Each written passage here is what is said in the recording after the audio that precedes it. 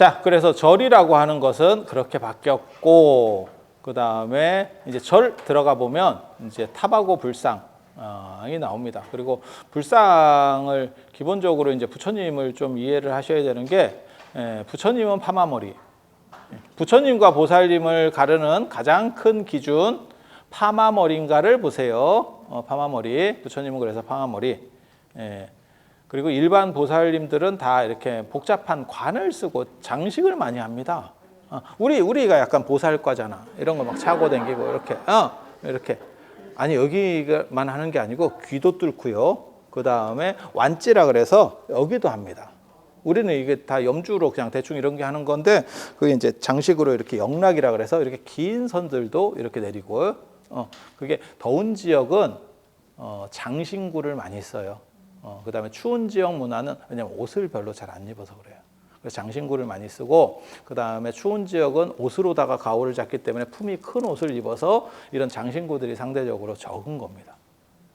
그래서 보살님들은 좀 화려하고, 그 다음에 부처님은 파마머리다라는 정도 생각하시고, 보살님들은 전부 다 남자입니다. 뭐 관세음보살 여자예요, 뭐 이런 거 하지 마세요. 다 남자입니다. 다 올 남자예요. 보살님들이 여자는 여기 있는 보살님들이 여자인 거고, 법당에 있는 분들은 다 남자입니다. 다 남자입니다. 그리고 이제 헤어스타일이 약간 다른 한 분, 빡입니다. 빡 이렇게. 그 이제 승형이라고 하는 거고, 스님 모습, 스님 모습. 그래서 그런 정도만 생각을 하시면 되고, 불상이 언제 만들어지냐면 부처님 돌아가시고 약 한 500년 뒤쯤에 만들어져요. 이제 증일암경 같은 데는 뭐라고 나오냐면, 부처님이 살아계셨을 때 도리천으로 올라가서 어머니를 위해 설법하시는 그런 기간에 이 땅에 안 계시니까, 이제 좀 복잡한 얘기인데 그냥 다 생략하고, 이 땅에 안 계시니까 그걸 너무 그리워했었던 우전왕이라는 분이 전단향으로, 전단향 아세요? 전단향? 몰라요. 그 불교용품점 같은 데서 염주 좀 비싼 거 사면 전단향 있습니다. 개인적으로는 그게 뭐 좋은지 잘 모르겠습니다. 왜냐하면 약간 끄급한 냄새가 납니다. 향인데 우리가 그냥 우리 향나무처럼 이렇게 딱 하는 게 아니고 약간 끄급한 냄새가 나요. 근데 동남아시아나 인도나 이런 분들은 그런 냄새를 되게 좋아하는 것 같기도 하고, 잘 모르겠습니다. 그 향이나 이런 거는 워낙 기호적인 부분이 강해서 사람마다 편차가 크잖아요. 침향도 그렇지 않아요? 침향도 침향 이렇게, 침향 아세요? 침향 이렇게 차도 있고, 이렇게 순도가 좀 높은 거는 차로 쓰고, 그 다음에 태우기도 하고, 그렇잖아요? 근데 침향도 우리 향나무 같은 그런 향은 아니잖아요. 약간 끄급한 듯한 느낌. 표현력이 약간 부족한 것 같긴 한데, 저는 전단향 냄새를 이렇게 맡으면 어떤 느낌이 나냐면, 지금 이제 방금 얘기했잖아요. 간포 앞바다에 간 거야. 가문사지 앞에 간포 앞바다에 간 거야. 바다가 아주 좋아. 바다가 좋아. 그런데 거기 상상을 해봐. 바다에서 이렇게 바람이 싹 부는데 왠지 그 짠 소금기가 섞인 듯한 요 약간 야리한 이 느낌의 공기. 그게 전단향 느낌이야. 이게 표현력 좋지?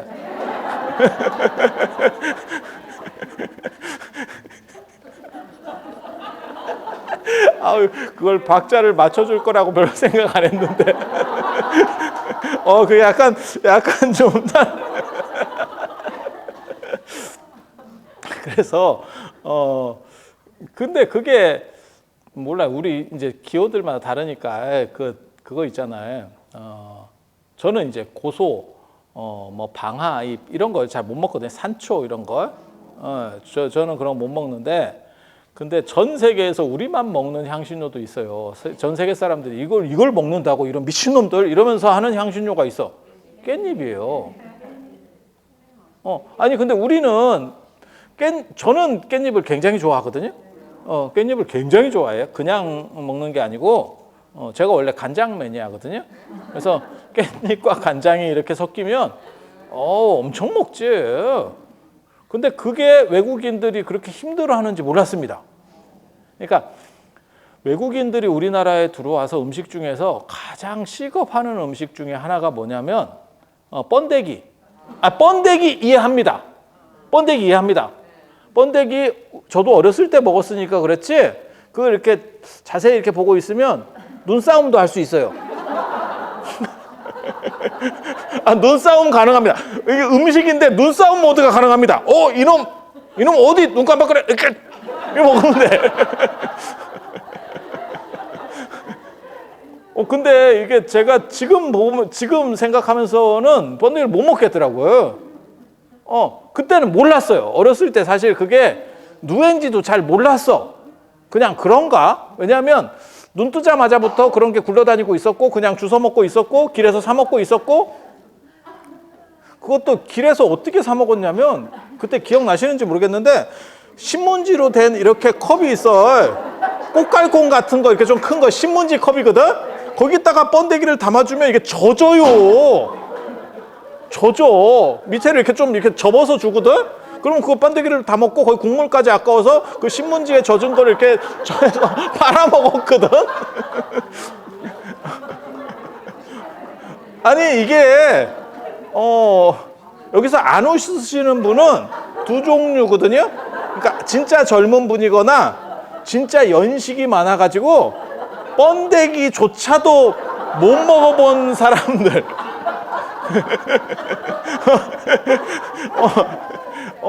이런 거예요. 그때는 그게 그렇게 이상하다는 생각 안 했어요. 그리고 우리 어렸을 때만 해도 뭐 공자 앞에서 뭐 문자 쓴다, 번데기 앞에서 주름 잡는다 이랬지. 번데기가 굉장히 익숙한 놈이었었어. 친근해. 친근해. 그래서 그거 내가 이해는 되는데, 깻잎은, 야, 이게 왜 그러지?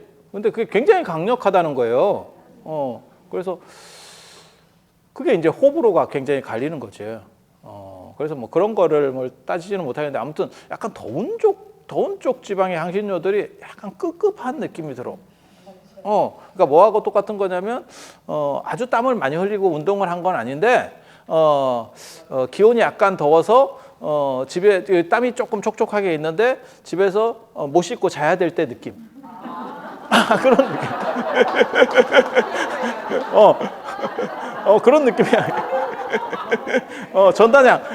지금 전단양 얘기하는 거예요. 그래서 이제 부처님이 그리워서 그 불상을 만들었대, 전단양으로. 그랬는데 그 다음에 이제 파사이광이 자금으로 만들었다는 거예요. 연부당금 계열일 건데, 그러니까 자색빛이 나는 금, 그 인도에서는 굉장히 귀하게 치는 금입니다. 핑크 골드인가? 핑크 골드면 18K인데, 14K도 있습니다. 아니, 뭘 얘기하는 거냐면 순금이 아니고 좀 싸다. 지금 그 의미로 얘기하는 거예요. 근데 옛날 사람들은 어차피 순도 개념이 약간 떨어졌기 때문에 그래서 그런 식으로 약간 붉은 빛이 약간 도는 금을 더 높이 쳐줬어요. 그 시절로 돌아갔으면 대박이지. 왜냐면 여기 갔다가 18K 갔다가 순금하고 계속 바꿔오면 되잖아. 아유, 이거 행복한데. 그렇게 해서 이제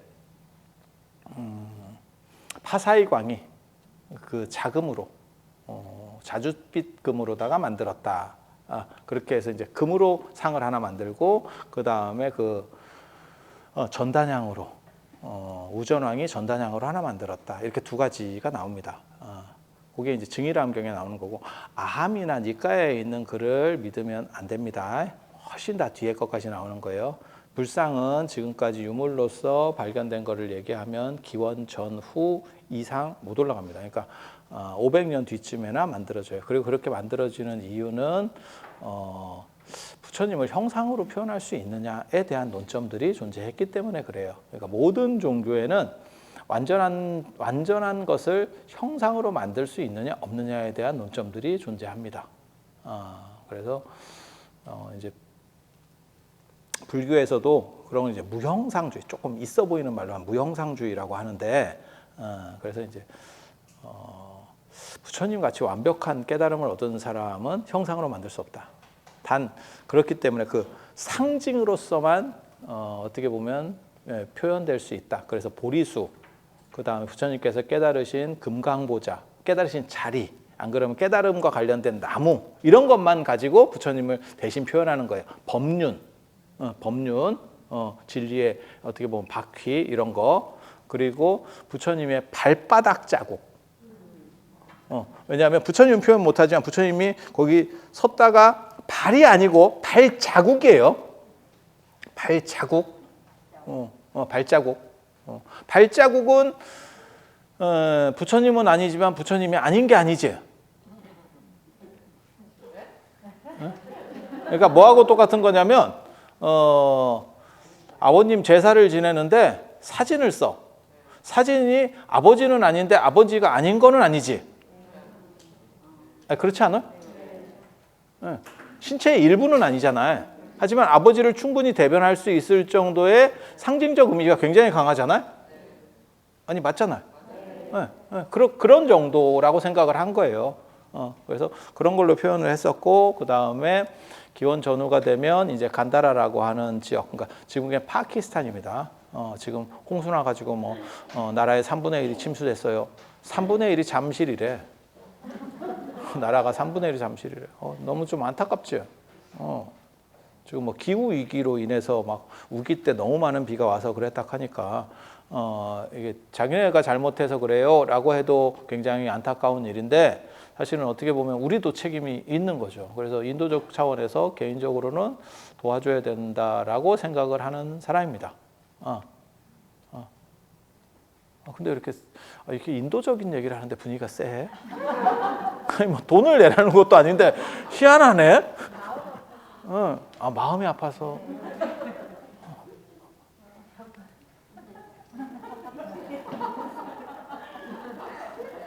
보살심이다. 그치? 그래서 그렇게 이제 간다라 쪽에서 불상을 만들고, 불상은 대승불교의 아이콘입니다. 그러니까 대승불교의 가장 중요한 상징이라고 보시면 되겠습니다. 그래서 남방불교가 우리가 초기 불교를 계승했어요. 어떻게 저렇게 말하지만 실제로 불상이 많다는 이유는 많다는 건 뭘 얘기하는 거냐면 다 대승이 들어갔었구나라는 걸 의미하는 거예요. 그래서 동남아시아에도 대승이 들어가고 밀교까지 들어가고 난 뒤에 나중에 지금 알고 있는 남방불교가 들어오는 겁니다. 신아라한이라고 하는 사람을 중심으로 해서 정권과 결탁해서 들어오는 거예요. 정권과 결탁해서. 그래서 그런 역사를 길게 얘기할 거는 아니고, 그래서 부처님에 대한 생각들이 있었는데 누가 이제 불상을 만들기 시작하니까 되게 재밌는 거예요. 그게 더 나은데? 이 논쟁이 우리나라에서도 2번 있었어요. 딱히 논쟁은 아니었는데 2번 있었어요. 그게 이제 조선 초에 한 번 있었습니다. 사찰에서는 제사를 지낼 때 이런 제사 말고 추모제. 큰 스님들은 진짜 제사가 아니에요. 제사는 유교 제사고, 불교에서 제일 이러면 밖으로 제자예요. 제사는 안으로 제자고, 제비 제자고, 한자가 완전히 달라요.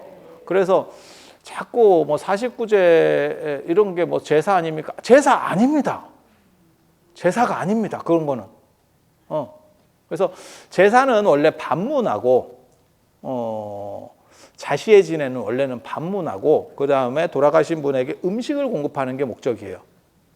돌아가셔도 유교에서는 사후세계가 갈 데가 없기 때문에 음식을 계속 공급해 줘야 되는 게 주된 목적인 거고, 불교에서의 제일 이렇게 하는 거는 공덕을 쌓고 목욕 재개해서 뭔가 좋은 일을 만들어 보겠다는 거예요. 그래서 완전히 다른 거예요. 그러니까 제사하고 재개한다라고 하는 개념은 완전히 다른 거예요. 발음이 같아서 그래요. 발음이 같아서. 그리고 제가 늘상 얘기하지만 제사는 원래 제사 발음이 아니었었고, 저희 어렸을 때까지만 하더라도 죄사였어요. 죄사. 제주라고 안 하고 죄주 이렇게 했었어요. 근데 70년대부터 발음이 급격하게 섞이기 시작했어요. 제가 보기로는. 그리고 지금도 유교에 이렇게 좀 연세 드신 분들은 다 죄 발음으로 합니다. 죄.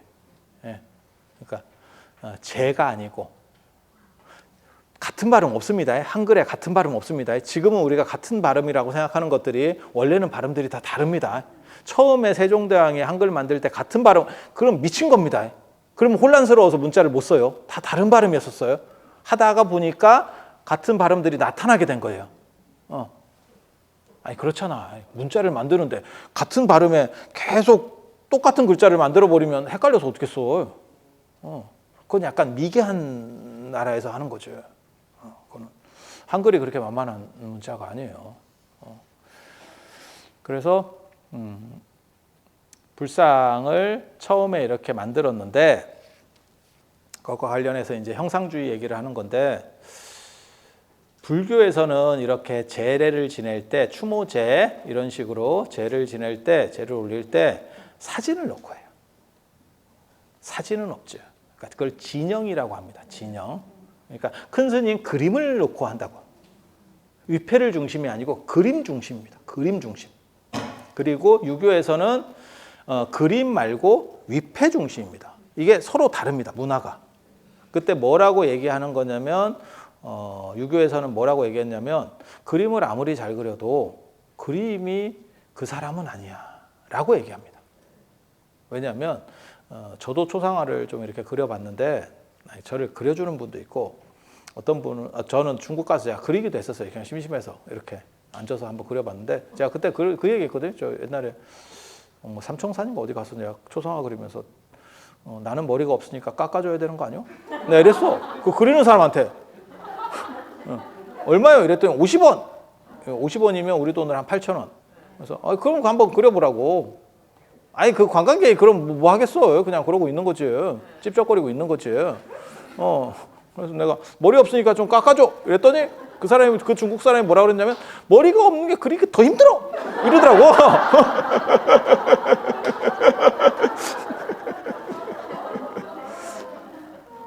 그것도 맞는 것 같아. 이 세상에서 제일 그리기 쉬운 머리가 파마머리거든.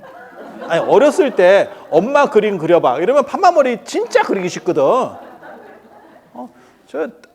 저희 때만 하더라도 지금도 초등학교에서 그런 행태를, 야만적 행태를 하는지 모르겠는데, 아버지 이름 쓰기, 엄마 이름 쓰기, 이거 계속 이걸 반복시키고, 그때만 해도 애들이 떨어서 그래. 지금은 누가 그 정도 애들이 없잖아. 근데 저희 때만 하더라도 학교에 와서 한글을 배우는 애들이 있었어요. 한글을 모른다니까 얘네가.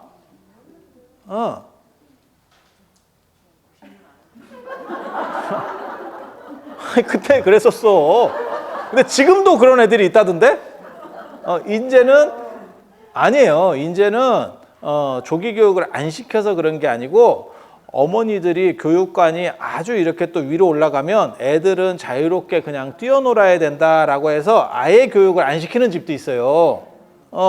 그래서 때 되면 배우면 되지, 굳이 그거를 뭐 대쌀 먹은 애를 조져가면서 계속 한글을 시켜야 되느냐, 이런 조절하는 표현을 쓰니까 또 뭐라고 한다지만, 조전은 표준말. 조전은 표준말.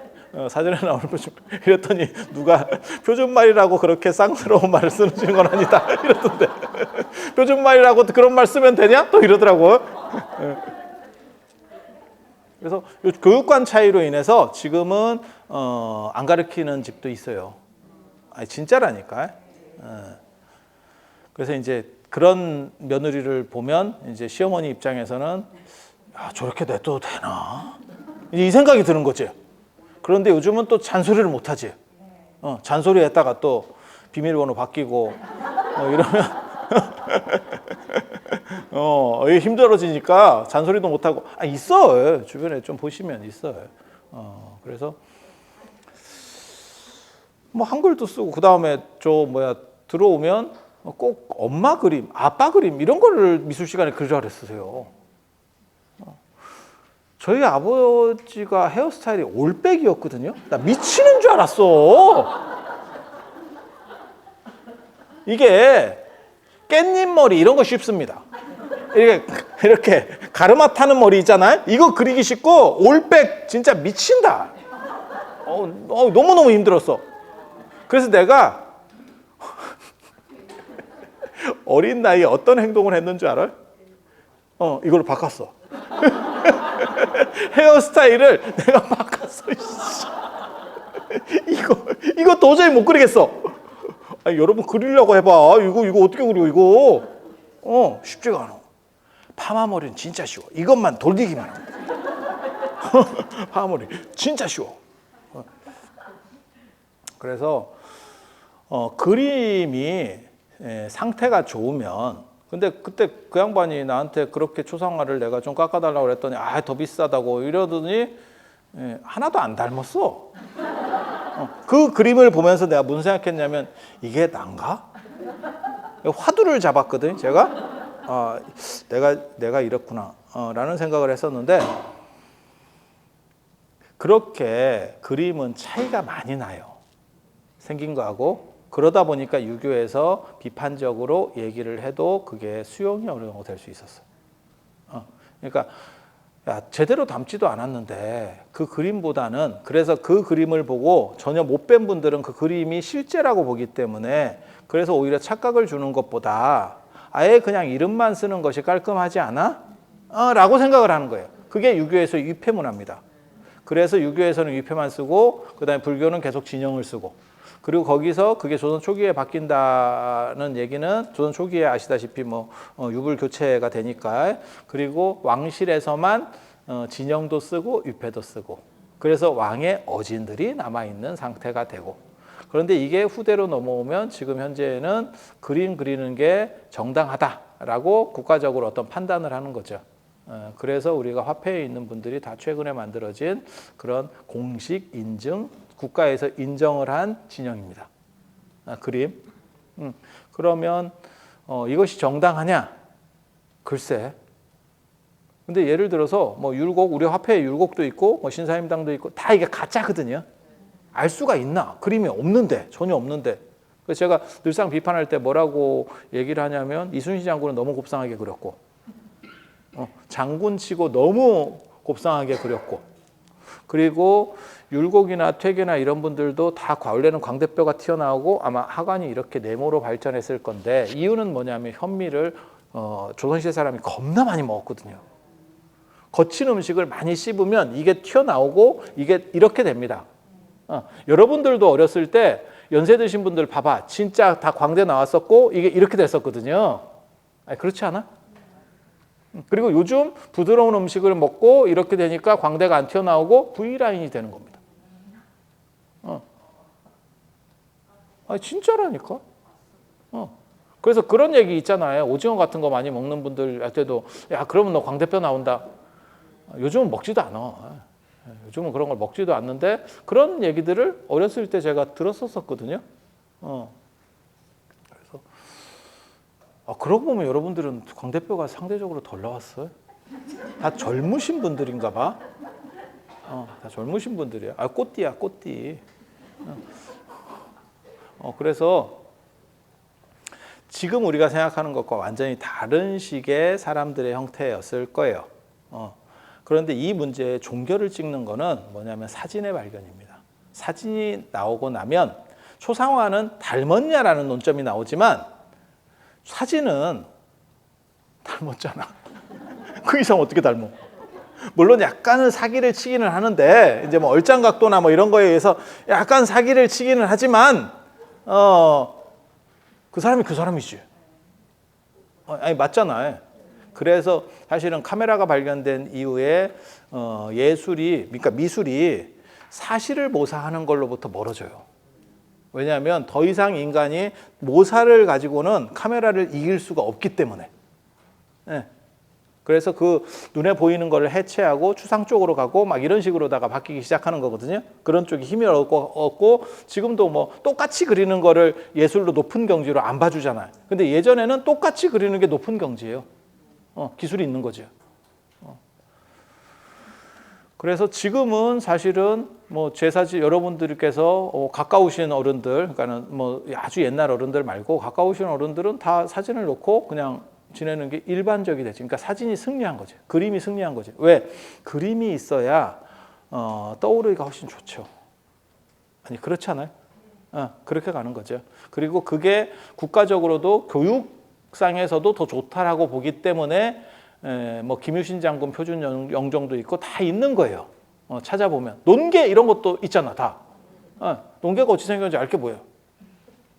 아니, 그렇잖아요. 그냥 생각해 보면. 그래서 그런 정도 생각을 하시면 돼요.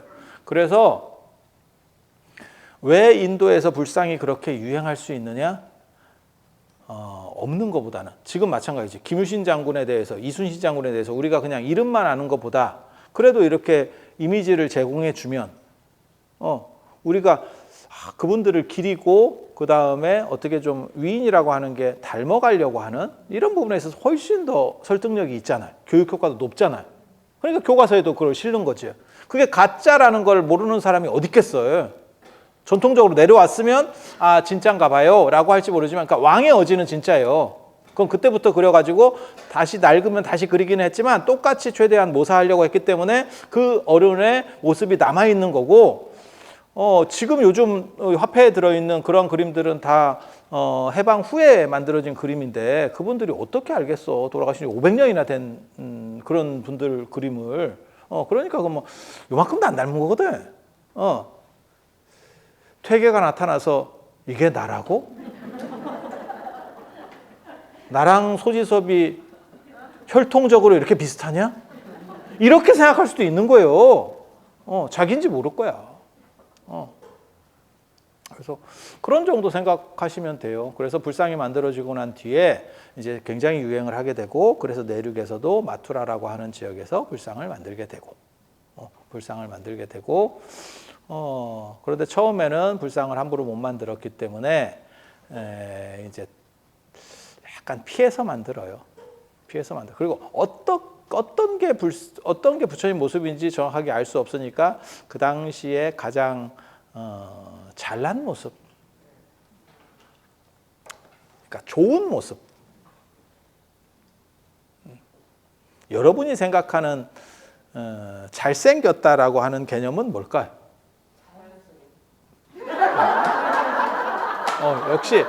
역시 아부는 듣기 좋아요. 내가 어렸을 때부터 그랬으면 인생이 이렇지는 않았을 건데. 그래서 그게 시대마다 다릅니다. 그리고 제가 진짜 잔인한 얘기 하나 해드릴까요? 인간의 미라고 하는 거는 미에 대한 선호는 배워서 되는 게 아니고 타고납니다. 이거 굉장히 재밌는 거거든요. 그러니까 저도 미술사 같은 걸 하지만 사실은 이쁜 거다라고 하는 개념은 비례예요. 정확한 이게 계산을 해보면 비례가 얼마나 정확하게 잘 맞았느냐 그게 이쁜 거거든요. 네. 그리고 이제 안목이 있고 천재적인 사람들은 그냥 싹싹싹 그리는데도 그 비례를 맞추는 거야 자기가. 그런데 재밌게도 그거를 보는 눈은 만들어내는 거 말고 보는 눈은 태어날 때 가지고 나옵니다. 그래서 아이러니하게도 말도 못하는 어린애도 이쁜 사람을 구분해.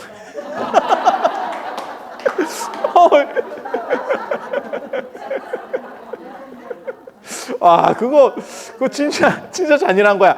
이게 시선이 머무는 시간이 틀려요. 진짜.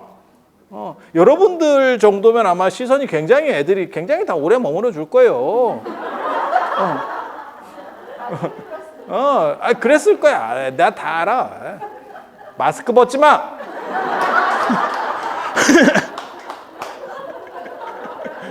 자, 그래서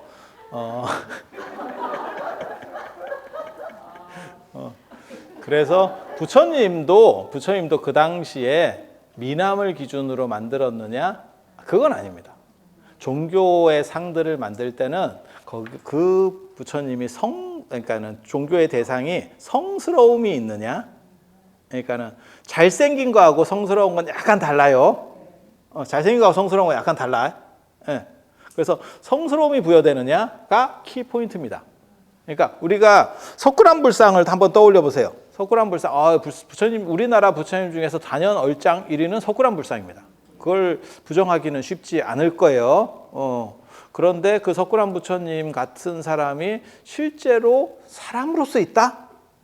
굉장히 부담스럽습니다. 약간 다릅니다. 이게 잘생긴 것과 성스러움의 차이라고 보시면 돼요. 그래서 불교는 존상을 만드는 거기 때문에 어떤 게 성스럽고 복이 있고 덕이 있는 모습인가를 중심으로 해서 뽑아요. 그런 기준을 32상이라고 합니다. 나중에 그걸 다 취합하는 거고, 흥미로운 거는 그 32상 중에 불상이 만들어지고 난 뒤에도 편입되는 게 있어요. 그러니까 처음에 32상이라고 하는 기준이 만들어서 불상이 만들어진 게 아니고, 불상이 만들어지다 보니까 나중에 32상으로서 재편되는 거예요. 그러니까 뭐하고 똑같은 거냐면, 처음에는 아이폰을 만들었고 나중에 삼성이 그걸 뺏겨 먹고, 그 다음에 삼성이 좀 기술력이 좋고, 그 다음에 디자인도 좋고 점점 이렇게 따라오니까 나중에는 애플도 좀 뺏겨 먹고, 서로 뺏기 먹고, 그러면서 지금 체계가 완성된 거예요. 그렇게 보시면 돼요. 그래서 처음에 기준이 만들어지고 그 다음에 어떤 상이 만들어지고, 이게 아니고 기준이 조금이 성립될 때 상이 만들어지고, 그 다음에 상이 만들어지고 난 뒤에 다시 기준이 재정리가 돼서 지금 32개로 만들었다. 32상 80종구라고 합니다. 그거를 사진법을 썼었기 때문에 48에 32, 그 다음에 80도 4의 배수잖아요. 그래서 그렇게 4 곱하기 20 이렇게 가는 거라고 보시면 돼요. 그리고 그렇게 해서 이제 불상 기준이 만들어져서 지금까지 내려오는 거고, 그렇지만 부처님은 어떻게 생긴지를 모르기 때문에 그 동네마다 자율권이 있습니다. 그러니까 처음부터 어떤 생김새라는 게 뚜렷하게 모습이 딱 있었고 그걸 계속 복제해서 내려왔으면 그 패턴이 반복되거든요. 그런데 처음부터 어떻게 생겼는지를 모르는 거예요. 그러다 보니까 그 당시에 선호하는 것들을 쥐취해서 만들거든요. 그러다 보니까 무슨 일이 벌어지냐면 각 동네마다 부처님 모습이 다릅니다. 그래서 한국 불상은 한국 사람 같이 생겼습니다. 태국에 가면 태국 사람 같이 생겼습니다. 인도에 가면 인도 사람 같이 생겼습니다. 그게 정답. 그게 정답. 그리고 불교는 인본주의이기 때문에 하나의 통일하려는 생각 자체가 별로 없습니다. 그리고 통일되어 있는 것들은 몇 가지는 있어요. 파마머리, 파마머리, 금색, 금색. 골드 컬러 굉장히 중요한 겁니다. 골드 컬러 굉장히 중요한 거예요. 그건 최고로 존귀하다라고 하는 뜻이에요. 그리고 그렇게 되는 이유 중에 하나는 뭐냐면 이제 부처님의 그 가비라고 출신이거든요. 근데 그 가비라가 황도라는 뜻도 있습니다. 황도가 뭔지를 잘 모르겠어요. 그 노란 머리거든요. 노란 머리 하면 두 가지. 이 노란 머리, 아니 털 머리, 노란 머리. 그래서 얼굴이 노랗다라 그러면 황인 계열 뭐 이렇게 생각할 수도 있고, 그다음에 머리가 노랗다 이러면 백인 계열이겠죠. 그렇게. 근데 그게 부처님 종족이 아니고 그 가비라라고 하는 부처님보다 선주민들, 가비라국이 만들어지던 그 연원이 그렇게 올라가거든요. 그래서 제가 이제 농담 삼아는 그렇게 얘기합니다. 귤을 많이 먹었을 수도 있다. 제가 겨울에 이렇게 약간 황두 스타일로 바뀌거든요. 제가 귤을 굉장히 많이 먹어요. 엄청 먹지. 제가 가장 선호하는 과일 1위 귤. 이유가 뭘까요? 까기 쉬워. 까기 쉬워. 까기 쉬워. 우리 깎아 먹어. 이러면 그 금지식입니다. 그건 금지식. 안 먹어. 안 먹어. 친절하지 않으면 먹지 않아. 그리고 씨 있어. 안 먹어. 그래서 씨 없고 잘 안 깎는 거. 그래서 제가 만약에 화장을 안 하고 매장을 해서 예를 들어서 한 1000년 뒤쯤에 발견이 되면 고고학적으로 굉장히 놀라운 게 될 거예요. 왜? 아니 이 인간은 도대체 뭘 먹고 살았길래 치아가 거의 안 달았나? 딱딱한 거 먹는 거 싫어해. 모든 딱딱한 거 먹는 거 싫어해. 이거 그래서 우리는 광대는 잘 안 나왔잖아. 자, 그렇다 치고 그렇지만 불상이 이렇게 기준점을 잘 못 잡게 됨으로 인해서 상징성이 떨어지는 거죠. 그게 부처님이냐? 유교에서 불교 조선 초기에 유교에서 불교에서 진영을 놓고 제사를 지내는 거 보고 야 그게 그 스님이 그림이 맞냐? 이렇게 얘기했던 것과 똑같은 문제가 벌어지는 거예요. 그래서 그러한 부분에서 당위성을 부여하기 위해서 이것도 제가 또 주장을 했잖아. 제가 그 전에도 그런 얘기들이 있었는데 제가 이걸 좀 키웠거든요, 파일을. 정수리, 쉽게 말해서 육계 부분을 뚫어서 여기다 사리를 봉헌합니다. 옛날 불상은, 진짜 초기 불상. 왜냐하면 이게 그 불상이 부처님이냐라고 하니까 거기에 이제 부처님 사리를 넣어버리면 그 권위가 들어가거든요. 그리고 인도 사람들은 머리 중심입니다. 그래서 여기 쪽에 이제 개주 같은 것도 넣어요. 그래서 여기다 이제 사리를 봉헌하고, 이게 인도 사람의 특징인데, 머리에 이렇게 상투를 틀거든요, 인도 사람이. 상투를 높이 틀수록 신분이 높은 겁니다. 그래서 부처님이 이렇게 빡을 제창한 이유 중에 하나가 뭐냐면, 신분이 눈에서 구분되지 않도록. 그러니까 머리 헤어스타일로 신분을 구분해요. 그러니까 두 종류로 신분을 구분하는 방식이 있거든요, 전 세계에서. 하나는 헤어스타일이고 하나는 모자를 쓰는 방식입니다. 우리도 똑같은 방식을 사실은 했었어요. 이 둘 다 써요. 그래서 양반의 모자하고 일반 평민의 모자가 달랐죠, 조선시대 때. 가다고 패랭이 뭐 이런 거 생각해 보세요. 달랐죠. 그리고 양반도 끝발이 있으면 좀 더 큰 거 쓰는데 이런 거, 중인들은 좀 짧은 거 이런 거 쓰고, 그렇잖아요. 사극 이런 거 보셔도 되잖아. 그리고 머리로도 또 그런 거를 하죠. 그래서 결혼 미혼 남자애는 총각머리라고 해서 두 갈래로 이렇게 따고, 여자는 댕기. 그래서 헤어스타일하고 머리 묶는 방식하고 그 다음에 모자를 가지고 이렇게 하는 게 전 세계적으로 다 있었어요. 근데 인도는 더우니까 모자 원치 않아. 그래서 머리를 이렇게 높게 올리면 신분이 높은 거예요. 그래서 머리 가지고 자꾸 구분하니까 그런 거를 없애는 게 사실 불교, 어떻게 보면 후천적인 것만 봐야지 선천적으로 차등이 있는 것들은 그 사람이 노력해서 얻은 대가가 아니기 때문에 그걸로 차등을 두는 것은 올바르지 않다. 라는 게 불교 부처님의 굉장히 큰, 어떻게 보면 2500년 전에 그런 생각을 한다는 건 굉장히 놀라운 거예요. 현대적으로는 하나도 놀라운 거 아니야. 하지만 2500년 전에 그런 생각을 했다는 건 대단한 거거든요. 그래서 빡으로 만들었지. 알 수 없게. 걔가 신분이 높은지 안 높은지. 근데 인도 사람들은 이렇게 상투를 틀고 이 안에다가 좋은 구슬을 놓습니다. 보석을 놔요, 보석. 보석의 짱이 뭔지 아세요? 보석의 최고. 보석의 최고는 다이아몬드, 그죠? 다이아몬드는 영원히. 드비어스. 전 세계에서 제일 큰 다이아몬드 회사. 그 카피가 아주 어떻게 보면 굉장히 유명한 카피예요. 다이아몬드는 영원히. 결혼할 때 다이아몬드를 가지면 그렇게 영원히 간다라고 했지만 어느 순간부터 다이아몬드 예물이 유행한 뒤부터 다 깨지더라고. 다이아몬드 안 할 때는 다 오래 살았거든. 잘 안 헤어졌거든. 여러분들도 이게 잘 못 헤어지는 게 그때 다이아몬드 안 받아서 그래요. 다이아몬드의 저주 뭐 이런 게 있는 것 같더라고. 근데 다이아몬드보다 원래 전통적으로 알아주는 거는 루비입니다. 붉은색 루비. 붉은색 루비. 이 얘기 듣고 가서 루비 사지 마세요. 백화점에서 파는 것도 수거해서 검사해 보니까 대부분이 가짜더라. 아니 제가 하는 게 아니고 PD수첩 이런 데 다 나온 얘기입니다. 제 주장이 아니고 그래서 진짜 좋은 거는 붉은색으로 원래 벽사, 삿된 거를 다 쫓아낸다. 불의 에너지. 옛날 사람들은 저런 보석을 기운이 뭉쳤다고 본 거예요. 에너지가 뭉쳐 있다라고 봅니다. 그래서 이런 데다가 붉은색 루비 이런 거, 안 그러면 파란색 사파이어 이런 걸 넣어놓으면 이 에너지가 쫙 뻗어나가면서 눈에 안 보이지만 이렇게 후광처럼 나를 이렇게 감싸고 있는 거야, 내 몸을. 그래서 삿된 것들이 나를 침략할 수 없어. 어떻게 보면 홍삼 먹고 면역력 키우는 것처럼 이렇게 방어막이 하나 생기는 거지.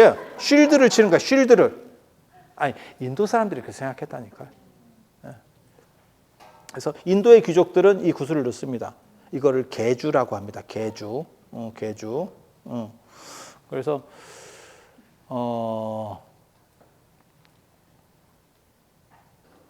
이 구슬을 넣는 그러한 전통 때문에 머리에다가 넣는 것도 있고, 또 여기가 사스라라 차크라라 그래가지고 차크라 중에서 최고, 그러니까 명상의 핵심 에너지가 모이는 데예요. 한의학적으로는 여기를 백회열이라고 합니다. 백회열. 그 제가 그런 얘기 하는데, 박한 양반이 그 술 먹고 자꾸 이상하고 이렇게 좀 해롱해롱하면 당수로 여기를 한번 딱 때려보라니까. 정확하게만 맞추면 잠깐 기절한다. 너무 세게는 하지 마. 너무 세게 하지 마. 안 돌아올 수 있어요. 100회에는 100가지가 모인다는 거예요. 여기. 네. 제일 여기 이 정수리 맨 끝에, 맨 위에. 그리고 그 위에 쪽. 아니 그 말랑말랑보다 조금 위에 쪽. 그리고 발바닥에 이렇게 움푹 파인 데는 용천열이라고 그래가지고 뭐 이렇게 그냥 기본적으로 그냥 알아두셔야 그런 게 있어요. 그래서 여기를 중심으로 하면 여기 에너지가 꽉 차서 나를 보호해준다. 라고 생각을 한 거고, 그래서 부처님의 몸의 일부인 사리를 넣어두면 그 권위가 생기는 거죠. 원래 탑은 부처님의 그 안에 사리, 쉽게 말해서 연골입니다. 연골. 살이 구슬 아니고요. 뼈입니다. 연대가 올라가는 모든 사리는 뼈입니다. 뼈입니다. 구슬로 나오는 거는 나중에 교리들이 좀 바뀌면서 나타나는 현상이에요.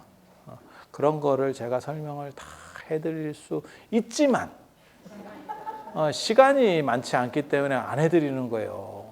난 진짜 이런 거 얘기를 막 하고 싶어서 미치겠네. 나 막 미치겠어.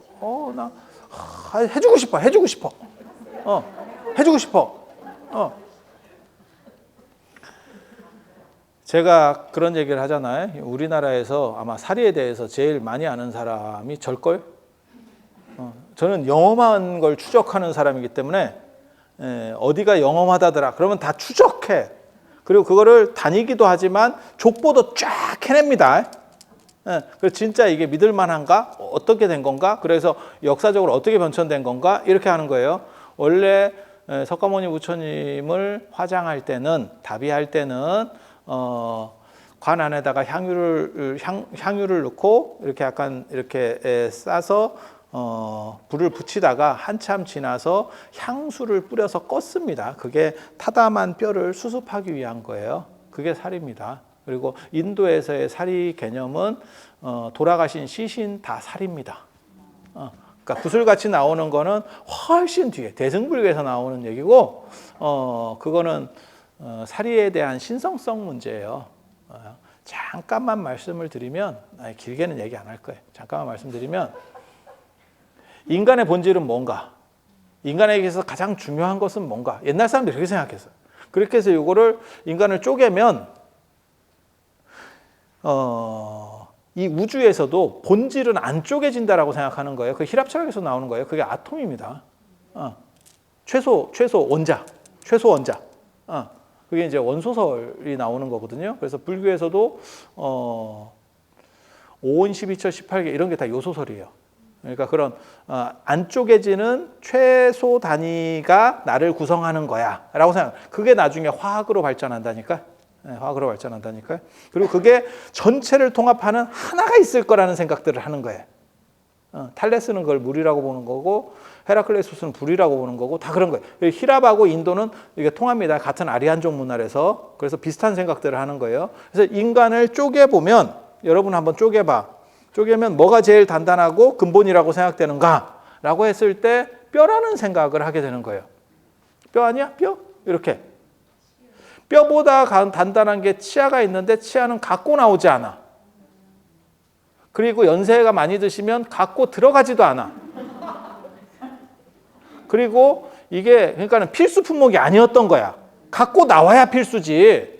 그리고 이게 빠지면 뭐 정신이 어떻게 된다거나 우리가 뇌수술 받듯이 이렇게 되는 게 아니고 빠지면 빠지잖아. 지금은 그렇게까지 이제 우리가 위생이나 이런 게 좋아져서 그렇지만 저 어렸을 때만 하더라도 한 70세 정도 되시는 어른들 굉장히 장수하시는 겁니다. 그 시절에. 그렇게 하시는 어른들이 이게 온팡 다 나가시는 분들도 많이 있었어. 그래서 약간 합주의 같이 돼. 이렇게. 그래서 이게 꼈다가 뺐다가 이렇게 통째로 틀리가 완빵 틀리. 아니 맞잖아. 그렇게 해서 뭐 먹다가 튀 나오는 경우도 내가 봤는데 되게 무서워. 에이리언인가 싶을 정도로 막 입이 이렇게. 그래. 그렇게 해서 만약에 이게 전부 빠졌는데도 존재한다면 필수 품목이 아니지. 그리고 또 뭐가 있냐면 우리는 치아를 한 번씩 다 바꿉니다. 이게 다른 거는 자라나지만 치아는 워낙 단단해서 자라나지 않기 때문에 결국 가는 거죠. 우리가 그 유치를 갈고 영구치로 이렇게 바꾸잖아. 아니 그렇잖아요.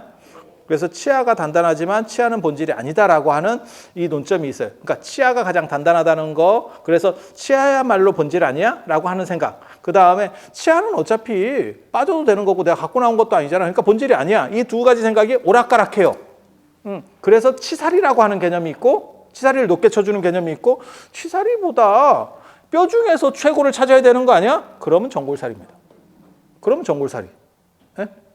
그런데 아무리 이런 뼈들을 잘 관리를 해도 치아가 굉장히 오래 가더라도 한 1000년 정도 넣어놓으면 삭제, 무덤을 파봐. 그러면 치아들 남아나겠어요?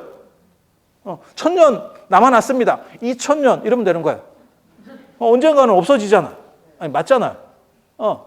그러니까 무슨 생각을 하냐면 거기에서 변하지 않는 것은 정신이야 라고 해서 법신사리로다가 이제 넘어가기 시작하는 거거든, 이 개념들이. 그렇지만 뼈 숭배자들은 그걸 다 동의할 수 없었어. 그래서 거기에는 이런 뼈 말고 더 화장할 때 나오는 특수한 뼈가 있어. 그게 구술살입니다. 그러니까 뼈 숭배와 관련된 오랜 전통들을 가지고 있는 거예요.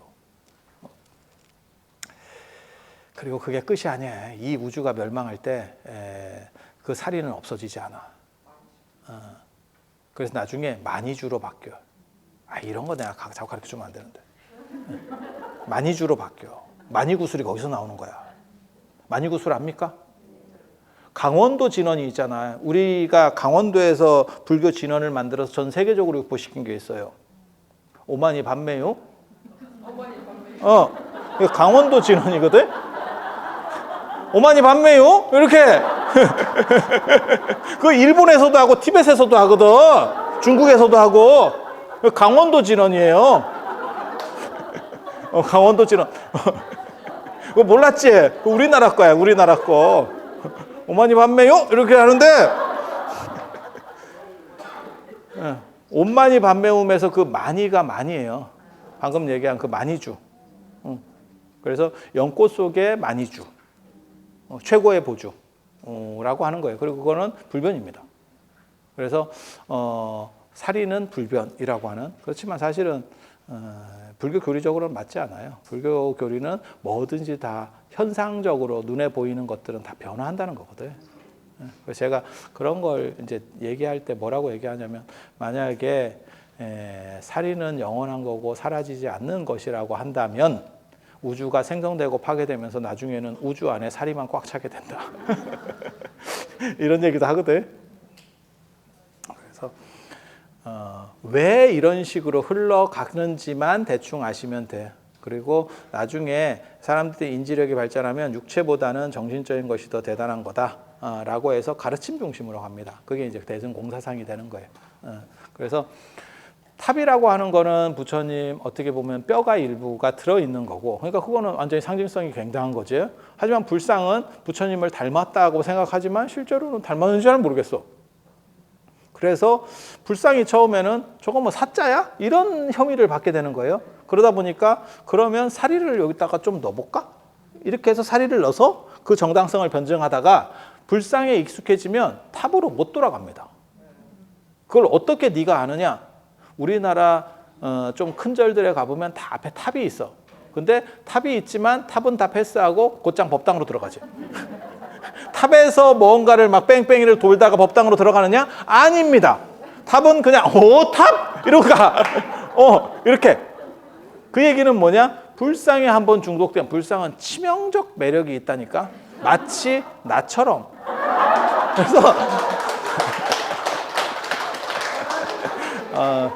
그래서 이 형상주의에 대한 지지도가 굉장히 높아지면서 탑에서 불상으로 이렇게 이동이 되고, 원래는 그게 탑이 더 먼저 있었고 부처님 돌아가시자마자 사리탑은 있었을 거 아니에요. 그래서 한 500년 동안 독주 체제가 있었던 거지. 그 뒤에 불상이 만들어졌으니까. 그러다 보니까 탑 쪽에서 불상으로 이동해 가는 거고, 신앙 중심이 이동해 가는 거고, 그러한 현상을 지금 우리나라 사찰에서도 그대로 갖고 있는 거예요. 그래서 탑이 있고 불상이 있지만 탑은 패스하고 불상으로, 이런 정도 구조.